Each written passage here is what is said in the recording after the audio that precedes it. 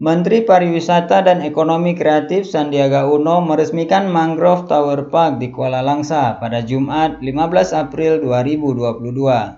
Wali Kota Langsa Usman Abdullah dalam sambutannya menyampaikan ada dua agenda kunjungan Pak Menteri Sandiaga Uno di Kota Langsa, yaitu meresmikan Mangrove Tower Park di Kuala Langsa dan meninjau kawasan wisata Unggas sebagai lokasi migrasi burung-burung dari belahan dunia di Kampung Cintaraja, Kota Langsa. Lebih lanjut, Usman Abdullah berharap ekowisata akan terus berkembang di Kota Langsa.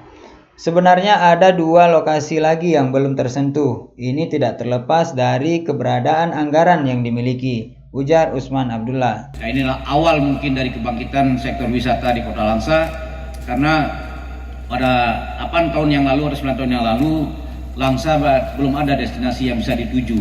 Alhamdulillah hari ini berkat kerjasama kita semua. Sementara itu, Menteri Pariwisata dan Ekonomi Kreatif Sandiaga Salahuddin Uno mengatakan pembangunan tempat wisata tidak terlepas dari potensi alam. Semoga dengan hadirnya tempat wisata akan membawa dampak baik bagi masyarakat. Menurutnya, ini merupakan destinasi wisata hutan mangrove berskala internasional, dikarenakan termasuk kawasan hutan bakau terbesar di Asia Tenggara.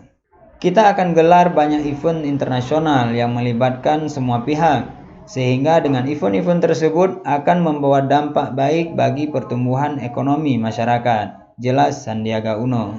Untuk melihat suatu event, mungkin tingkatnya regional atau mungkin internasional, karena ini adalah hutan mangrove terbesar di Asia Tenggara. Jadi menurut saya event, jika event ini bisa diciptakan maka akan menggeliat lebih kuat lagi pariwisata di sini dan bisa membangkitkan ekonomi dan membuka lapangan kerja.